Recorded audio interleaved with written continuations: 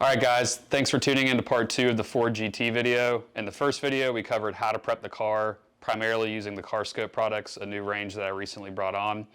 In this part, we're going to be going over the paint correction aspect. We'll walk you guys through the products that we use to prepare it for paint correction after washing, and then I'm going to let Lewis here go through the paint correction products and processes that he used. Part of a reason why I really love my job and being able to be the NV USA rep is I get to work with other very talented detailers across the country, Lewis being one of them. Learning more about their business and having them here to my shop is a great way to not only learn more about them, but to improve my skills as well. So it's a great opportunity to be able to do that. Lewis is with Aesthetic Detail Studio from Chicago, and he's here for the week. And he pretty much did the entire correction on this, along with my teammate Tyler. So I'll show you guys the products that I use to get the car ready for the paint correction, and then I'll let Lewis take over to show you how the serious work was done. So we started out with claying the car. I really like the Gyeon Q2M clay. This is the clay lube. It's a great product, very slick. And the car had some pretty decent marring in it, like swirls and stuff. I took a couple of videos during when Lewis was about halfway through correcting the car. But I find that this product specifically does a really good job of not introducing more scratches into the paint. So a process I've been liking to do lately is I will start with the Wax It Air Clay Cloth. This product works really well at removing contamination without marring up the surface. So in the past, I would use like a traditional clay, like Gyeon Clay Mild, go over the entire car with it. And this product works extremely well, especially with their clay lube. But I have found that if I use the clay cloth to go over the whole car, it will remove a lot of the light contamination without putting any scratches into the paint, or very minimal scratches into the paint. So I'll start with this, and then I'll go over, feel the paint by hand, and see if there's any rough spots, and go over with the clay mild. So by doing that, I'm not scratching the whole entire car unnecessarily, which if your wash process is good and you use a good fallout cleaner, you shouldn't be really scratching the car to death when you clay it. But I have found sort of this combination to be the best in terms of getting it decontaminated and putting minimal marring into the surface. So I'll let Lewis take over, and he can show you what pads and compounds and techniques he used to get the paint corrected. All right, again, Lewis from Aesthetic Detail Studio, based out of Bolingbrook, Illinois, in the Chicagoland area. Appreciate Nick having me out here this week so that I can partake in this beautiful project that we're working on here inside the studio today. So in order to get this correction done, after working on the test spot, it had various defects varying from medium level defects to some deeper scratches around the vehicle where we really had to determine if we wanted to chase them out or leave them in the service of the vehicle. We were able to probably achieve what I would like to call 95-ish% correction, if not more. It's just some of the areas around the vehicle did have, minor scratches that were a little bit deeper than we wanted to chase out on a car of this value and rarity. It's safer to leave it there and let the vehicle have a slight touch of character as opposed to chasing something out of the surface that's more safe to leave behind and possibly destroying the original finish that's on this 6,000 mile beautiful Ford GT. So to kick things off, let's cover the machines. I use, for the majority of correction, we use the ShineMate 5-inch backing plate, 21 millimeter throw, random orbital long throw polisher. I'm not very familiar with this machine back at home, as I don't own my own personal one, but every time I come out here to my buddy's shop, I end up using it, and I gotta say I really enjoy the power that this cordless machine is able to put out for a cordless machine. I'm a big advocate for machine with cords, but this thing did a really good job at powering through all the curves, contours, ridges, and things like that, where some of my other machines with lower power will stall out, slow down, pad to stop spinning, meaning I'm losing rotation, which means I'm losing cutting ability. This was able to maintain a large amount of that throughout the entire process of the correction.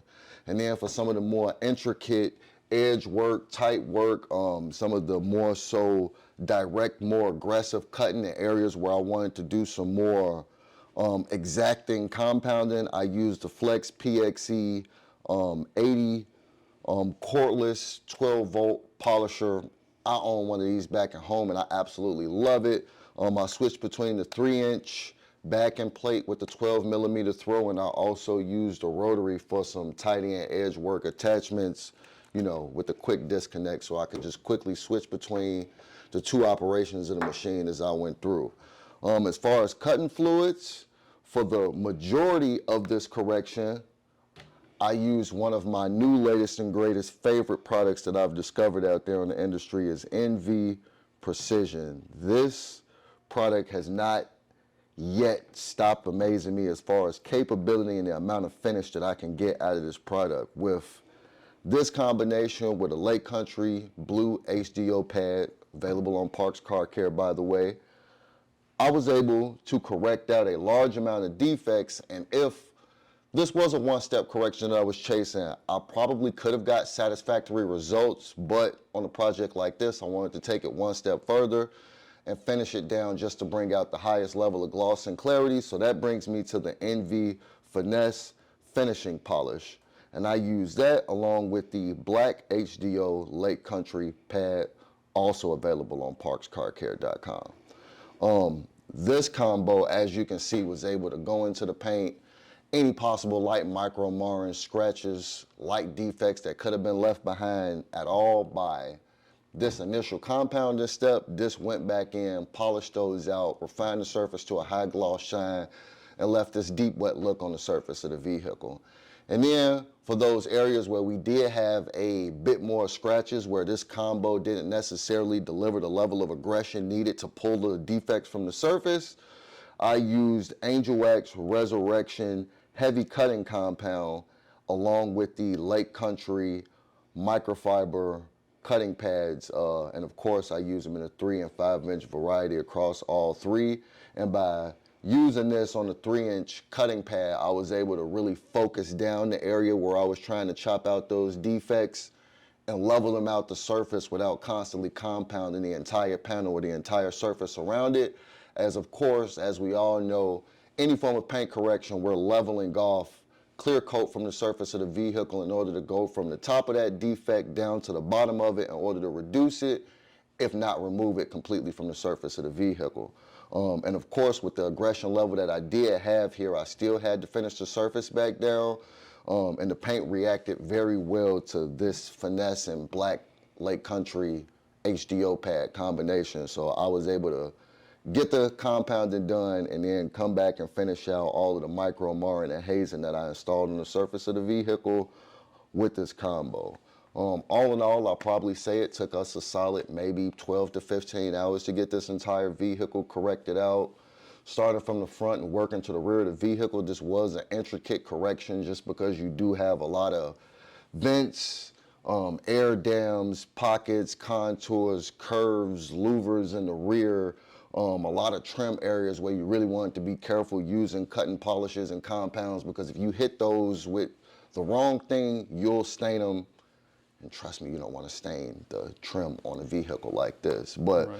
All in all said and done, this was an amazing project that I got a chance to take a part of. The correction came out absolutely beautiful. So I'm gonna hand it back over here to Nick and let him take us home. Yeah, so like Lewis mentioned, we sell all these products in our store. The only exception right now is the polishers. We do have something in the works for that, so stay tuned in the future for an exciting development as far as that goes. But Lewis touched on some really good points here. You know, preserving the history of the car. You know, you could go like for a perfection level job, like he mentioned, 90 to 95%, which is exceptional, but you could start sanding out every scratch and taking that approach, which in some cases is appropriate, but the difference between an experienced detailer and someone who's really ultimately looking out for the client's best interest, the best interests of the car and the future history of that car, is to not go overboard and try and get it perfect. So that's something that takes years of experience to know when it's time to call it quits. And it's part of what's awesome about being in a network with detailers like Lewis.